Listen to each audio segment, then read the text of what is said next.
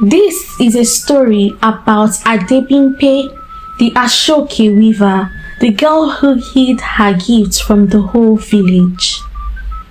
A long time ago in Ile-Ife, the four towns Oyo, Ikinru, Ilobo, and Ifon were close to each other. Oyo and Ikinru were very close to each other. Oyo was known for trading. Adebimpe lived with her father and her mother in Ikinru. They were a small but contented family. Bimpe always followed her father Tunde to Oyo to trade. He was known for his weaving. He weaved different colors of their traditional attire called ashoke. Ashoke is a hand-woven cloth created by the Yoruba people of West Africa, usually woven by men and women. The fabric is used to make men's gowns called agbada and hats called fila, as well as women's wrappers called iro and head ties called gele. People looked forward to Tuesdays and Thursdays when Tunde would come to sell his beautifully woven attires. Anytime there is a celebration, the people would seek Tunde for their wares. The people from Oyo would not mind traveling to Ikinru as it was close. They were ready to go the extra mile to get Tunde to weave their attires for their special occasion. Bimpe would watch her father weave the attires. He also showed his techniques for making amazing designs. When Bimpe resumed school, she could no longer escort her father to the neighboring town to trade, but he never missed talking about his journey to his wife, Simisola, and his beautiful daughter. One day, on a bright morning, the crowing of the cocks could be heard and the birds chirping loudly. It was a great day.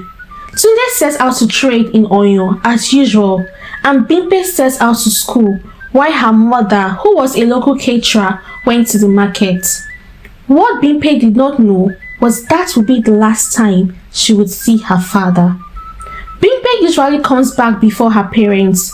She came back from school and ate the food her mother had prepared for her before leaving for the market. She finished eating and went to play with her friend Yetunde, who lived 2 compounds away from her. They played boju boju as Yetunde's mother gave them some snacks.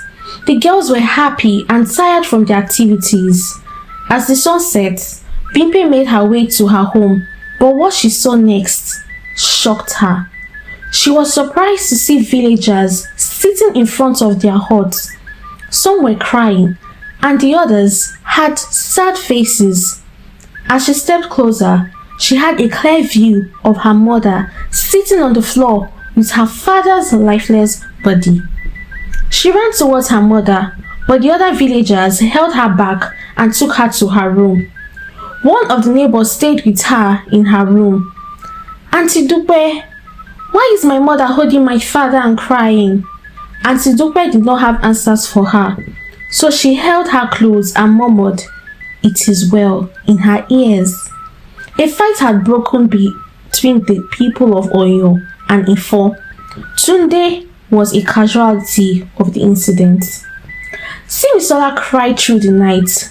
Her neighbors and other villagers pleaded with her to be strong. "Mommy Bimpe, please take heart. You have a daughter who needs you." Weeks passed, but Simisola had not gotten over the loss of her husband. Simisola had never been in full support of Tunde traveling far to trade, and the loss of her husband made her heart hardened. She remained indoors for some time. She refused to associate with anyone until a month later. She resumed her trading at the local market square. One day, she came back from the market to see Adebimpe using her father's tools in weaving. Simisola got furious and took all her husband's weaving tools and burnt them. "No more trading of wares," she said with fury in her eyes. She went into her room and cried as it brought back all the memories of Tunde. Years passed, and Adebimpe grew up to be a beautiful young lady. She supported her mother in selling food in the market square, even though she wanted to weave and learn tailoring. Suddenly, Simsola fell ill. The village medicine men tried all the herbs they knew, but she kept on getting worse till she kicked the bucket. Bimpe's heart was shattered. God, why now? She's all I had left. Bimpe believed God was on her side despite her loss. She felt lonely sometimes, but her friend Yetunde always kept her company. One afternoon, when Bimpe escorted Yetunde to the market, she told Yetunde of her plans to start weaving and learning tailoring. Yetunde encouraged her, and as soon as they got home, Yetunde told her mother that she and Bimpe wanted to learn a trade. Yetunde's mother was surprised as her daughter is always lazy and hardly wants to do anything within the house.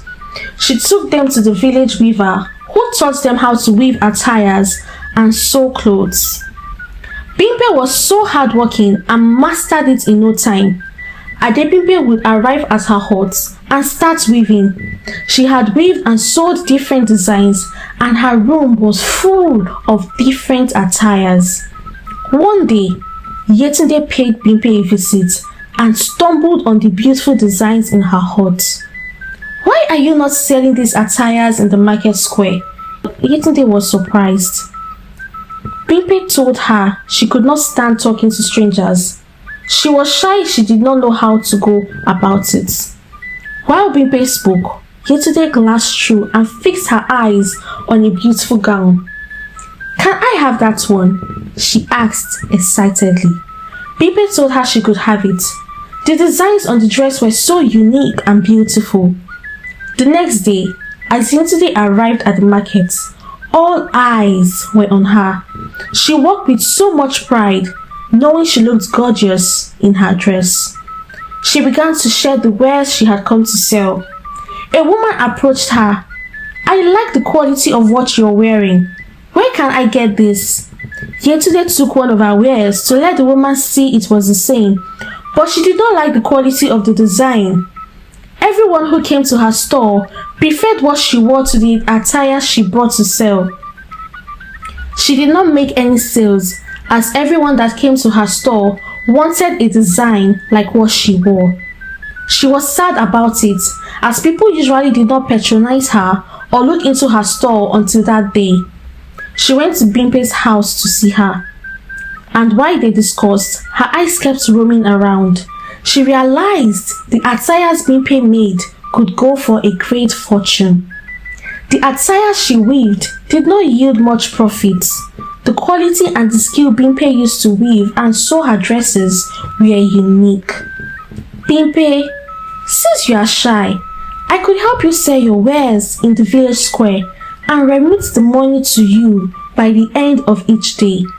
I have a lot of customers trooping into my store. I could also show them your wares so you can make a profit as well." She lied and boasted. Bimpe was excited and happy about the idea. "Thank you so much, my dear friend." The next day, Yetunde took Bimpe's attires and sewn clothes to the market. As soon as she displayed them, the villagers started buying. Her store was full of people. Before midday, she had finished selling everything, and all that was left were her woven attires that people refused to buy. She put her wares back in her bags and went to her hut.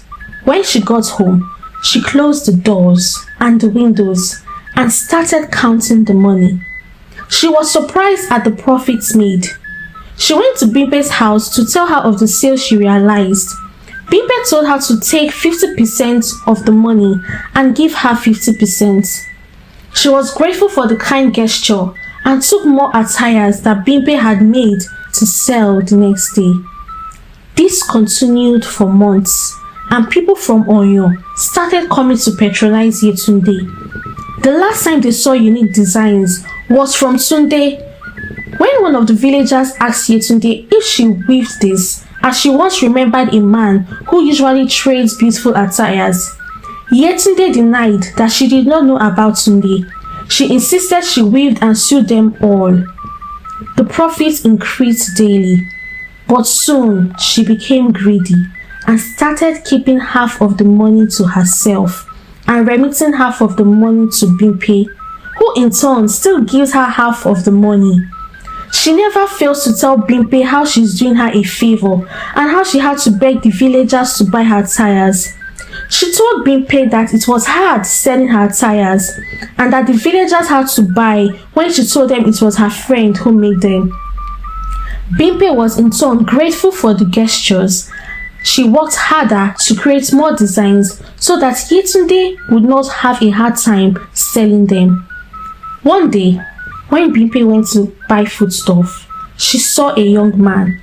She recognized her designs and it made her happy to see people wearing her woven attires. Before she could remove her eyes, he approached her. Today must be a great day for a beautiful woman to stare at me. Bimpe was so shy. She wished the ground could open to swallow her. To everyone's amazement, Bimpe took off. She ran like a goose was chasing her. When she reached her hut, she locked herself inside and started smiling. Indeed, he was a good-looking man. She was grateful she had bought all she needed. Ayo was a rich gold trader. He asked about Bimpe and got all the information he needed. A few days later, he paid a visit to her. Bimpe was surprised and asked him to go away, but he insisted he would only leave if she came out. She finally came out and kept looking at the ground. He noticed she was shy and asked her to feel at ease. He paid more frequent visits to her. They became friends and he encouraged her to put herself out. You are a great weaver and an amazing tailor. Why don't you sell your wares? You have a good gift. Stop hiding. But Bimpe was adamant and was contented with the help she gets from Yetunde. Little did she know of Yetunde's plans. But Ayo did not give up. He always encouraged her to make friends and be bold. One afternoon, while the princess was taking a walk, she noticed a beautiful ashoke on a woman and asked where she got it from. She was directed to Yetunde's store. Yetunde was surprised to see the princess. You have beautiful attires. Did you weave all these? The princess asked. Yetunde confirmed she did it all. The princess told her of her royal wedding and how she wanted to be elegantly dressed. She wanted a design that had not been worn before. The princess paid her with gold coins, telling her there is more when she delivers. Yetunde was swallowed by greed and kept the golden coins to herself. On getting home, she saw Bimpe in front of her hut. She was surprised but was grateful she had hidden the coins inside her bag. Welcome, my friend. How are you doing? Bimpe greeted her. Yetunde greeted her back but was surprised at the visit. I was going to come to your hut to remit the sales I made today. Bimpe told her it was not about that. She told her to settle down so they could discuss. Yetunde went in to keep her bags. They settled down and Bimpe told her of her plans to start her store. She said she was ready and had saved up enough money. Yetunde was not happy about it but tried to hide her expression. Why bother, my friend? I will help you out still. You should just focus on the designs. You know it has been hard selling the designs for you. But Bimpe insisted on starting her store, and she went ahead to tell her of her new friend Ayo, the gold trader. Yetunde reluctantly accepted and they bade goodnight. Throughout the night, Yetunde could not sleep. She thought of ways to cajole Bimpe to make their tires while she sold them. But she could not think of any. Her skills could not be compared to Bimpe's. She had completely stopped weaving when she started selling Bimpe's wares and making huge profits. Would she be able to start learning again? How to make them all, she thought. What about the princess?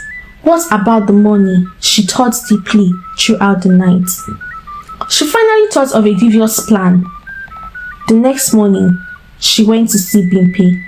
But instead, she met Ayo. He was tall, dark, and handsome.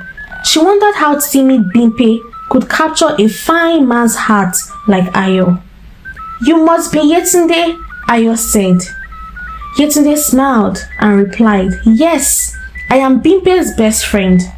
He told her he has been waiting for Bimpe, but it seems she went to fetch water. "I can't wait for much longer. Please give this to Bimpe." He handed Yetunde golden bracelets for Bimpe. They were pure gold with diamonds. "Tell her I will be gone for 2 weeks." She agreed and bade Ayo farewell. Yetunde hid the bracelets in her skirt and waited for Bimpe to come back. When Bimpe got back, she noticed Yetunde was sad and asked what happened, as she was surprised to see her that early. She told her she had come to see her about her wares, but instead saw Ayo angry.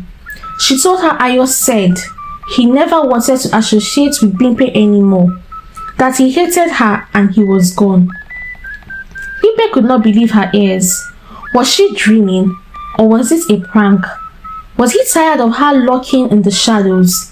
She was sad, but was determined to work on the gift God had given her. "It is fine. I am heading to check out the stores available so I can pay for one," Bimpe said. Yetunde was surprised. "What about Ayo?